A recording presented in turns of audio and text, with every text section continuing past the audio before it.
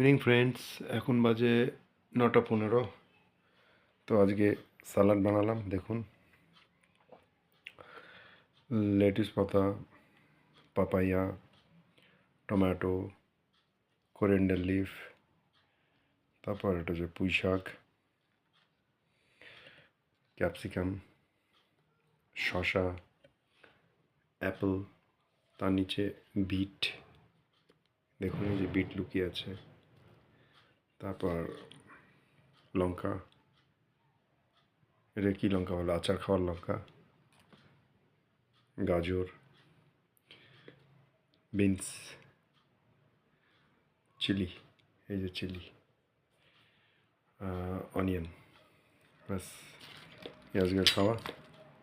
আর শসা, তার সাথে মটরশুঁটি, পেঁড়া, চিলি সস, সল্ট, এটা হচ্ছে টেবিল সল্ট, এটা হচ্ছে ব্ল্যাক সল্ট, আর তার সাথে জল।